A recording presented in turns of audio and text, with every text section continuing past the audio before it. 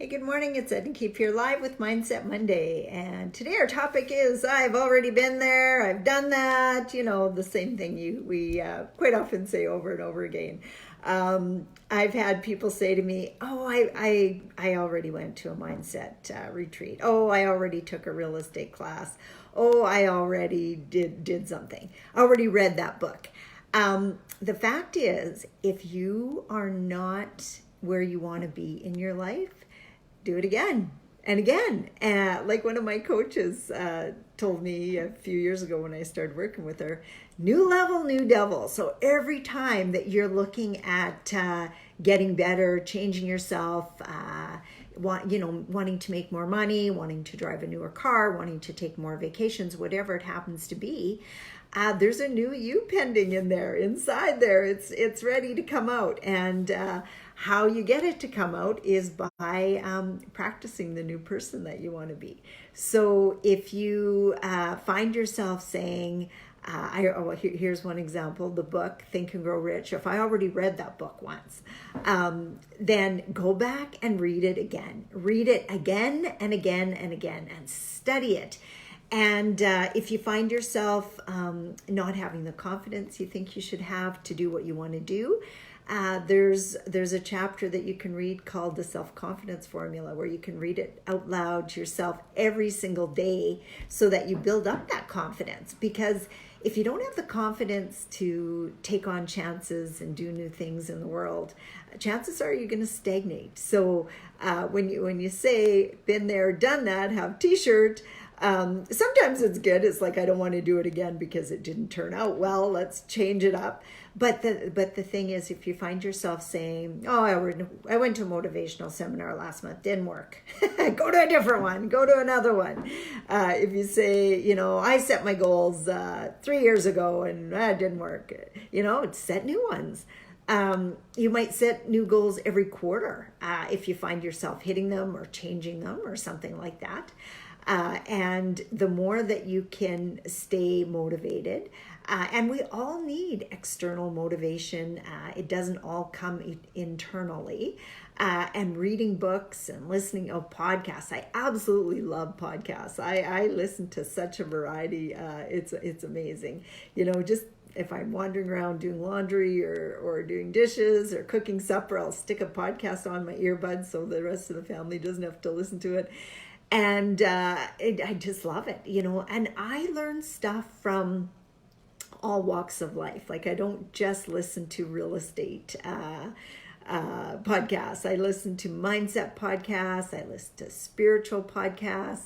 I even listen to ghost story podcasts. So there's all kinds of stuff that you can learn from or just enjoy. Because I also think that one of the best ways for you to get better in your life is to just keep enjoying it, enjoying the fun that you're having, doing new things, trying new things, or trying the same thing over and over again. If say, for example, other people have had good success from, reading and studying Think and Grow Rich, or the Bible, whatever. If the Bible is your book, study it more if things aren't going your way. One of the shows that I really like watching is Grey's Anatomy. And of course it's on Netflix now, so I don't have to take an evening out of my day. I can just watch it whenever I want. And there's a girl on there, her name's April Kepner, and she's very spiritual. So it's funny how when you're at different points in your life, different characters seem to resonate with you.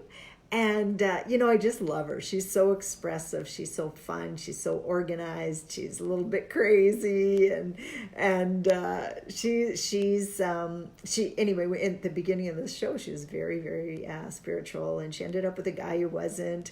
And now they're divorced. And now he's getting spiritual. And, it's so funny to watch different people's journeys and recognize yourself in some of those journeys too. A lot. She went through a whole period where she didn't even want to believe in God anymore because she had a really rough time. She lost a baby and she got divorced and like all kinds of stuff that was just against everything that she'd kind of ever believed. And one day she was talking to a fellow who was dying, and he said to her, you know what? Life is meant to be messy. It's not going to be in a straight line all the time. and she ended up getting her faith back. And it was really quite interesting. I found it really interesting and fun to watch. But if you ever get to the point where you're wondering if you're on the right path or doing the right thing, if you've got a goal and you're focused on it, and you're focused on it a lot, you will hit it. What I find that people, when they don't hit their goals, is they give up on themselves. They lose the motivation, and they don't want to spend the money to go to a motivational event, and they don't want to spend the money to, spend a weekend. For example, this upcoming weekend, Friday, Saturday, and Sunday, I'm live streaming one of Bob Proctor's events right to my place, and I've got a few people coming over. But I thought about going to LA, where the live event is, and I just decided at this time it wasn't a good time. My husband's off working. We've got some challenges with some buildings, and I've got 2 teenage daughters at home, and I just didn't feel comfortable going. Plus, this way, having it here, live streaming it, I can invite and be around the people I love to be around, and we can study it together. And my daughters are going to come. On Saturday, I sent them to a Goal Achievers workshop in Saskatoon. They took my truck. My coach spent some time with them. He was the one leading it. And I was so proud of them. They came home and they were all excited. And my one daughter sat on the couch with me yesterday and told me about an hour long about what her goals were and all the notes that she'd taken from this Goal Achiever workshop. And she also said to me, and this just warmed my heart, she said, Mom, I didn't once want to look at my phone when I was there. And when I'm in school, I'm always wanting to look at my phone and get out of there. And I go, oh yeah, the apple doesn't fall far from the tree, because I remember in school, you have to take it. You have to take this class and that class and this class, because I understand it.